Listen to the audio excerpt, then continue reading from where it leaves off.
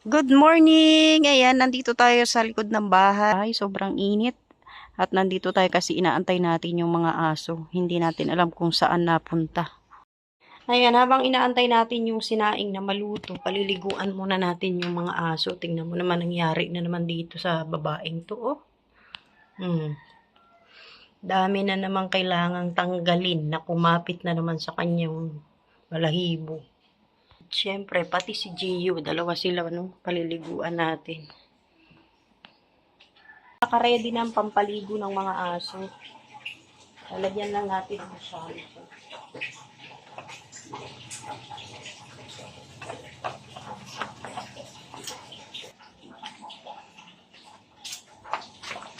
Oh, dyan lang, dyan. Dyan lang.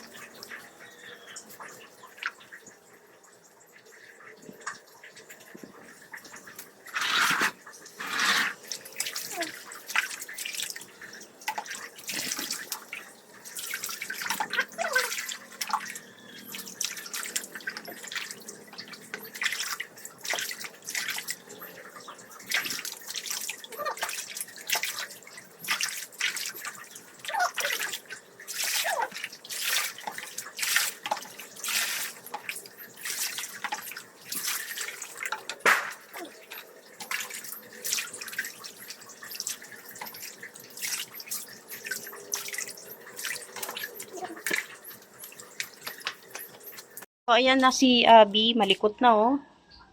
Ayan, pinunasan na po natin yan. Okay na po yan ngayon. Si Gio na lang. Po si Gio, oh. Ganyan po siya pagkatapos maligo. Kulit. Sala, mahuhulog ka dyan. Ayan na, oh. Napunasan na po natin yan. Ito yung tuwalya niya, oh. Mabigat si Gio. Ang hirap paliguan. Kulit, oh. O ano, Gio, anong pakiramdam mo? Nakaligo ka. Mamaya lalaboy ka na naman. Si Abby nanginginig. Nanginginig ka? Lalamig ka? Good morning. Magandang umaga po, 11 o'clock. Ito, nandito tayo sa kwarto. Sama natin si Gio at si Abby. Tingnan nyo naman nangyari sa paa ni Gio. Oh, lumabas kanina. Oh, good, diba? At dahil mabalbon na siya, marami na naman siyang balahibo, makapal, gugupitan natin. Oh, tignan mo, oh, bigotilyo, oh. Yan, babawasan natin ang ano niya, yung balahibo. At syempre, ito yung gamit natin.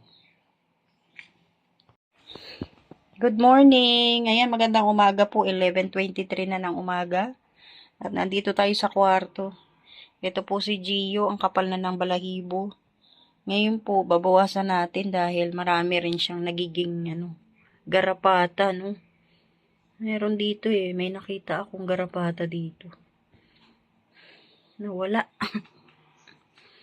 So, babawasan natin. Kasi tingnan nyo naman, oh. Galing to sa labas ang dumi-dumi ng paa. So, ngayon, simulan na natin at medyo matagal-tagal po itong gagawin natin. Ayan po, oh, meron siyang may garapata siya, ayan. Tapos, nagkakaroon siya ng sugat, ayan oh. Kaya, kailangan na natin bawasan yung balahibo niya. Ito po, oh, meron siyang kuto. Tapos, may nakita rin tayo, ayan oh, dami. Kaya, kailangan talaga nating tanggalan ng bawasan yung balahibo niya. Oh. Diba? Kitang-kita, oh. Go, simulan na po natin.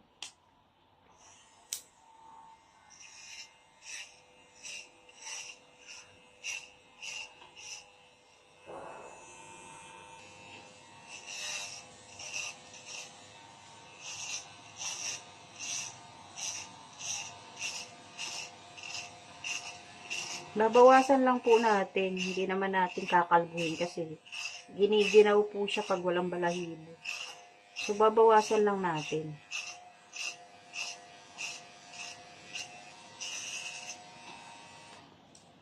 Palitan natin yung talim.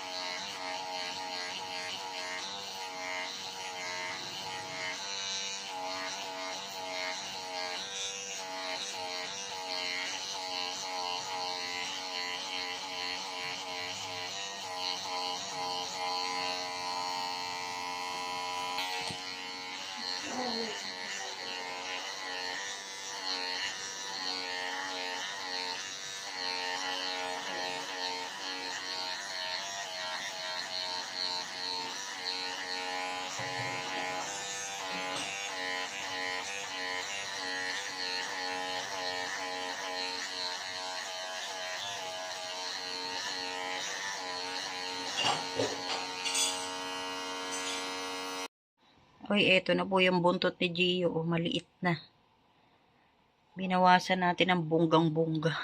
Tapos dito natin ilalagay yung nabawas natin. Yung natanggal natin balahibo. Sa plastic na agad. Yan. Eto naman, hindi naman natin siya kakalbuhin. Konti lang. Babawasan lang po natin. Lalo na po yung mukha. Kasi tingnan nyo yung mukha, oh. Hindi na makakita, oh. Wala nang mata, oh. So, yan. Dito tayo magpo-focus sa mukha niya. Pero mamaya na yan. Dito na muna tayo.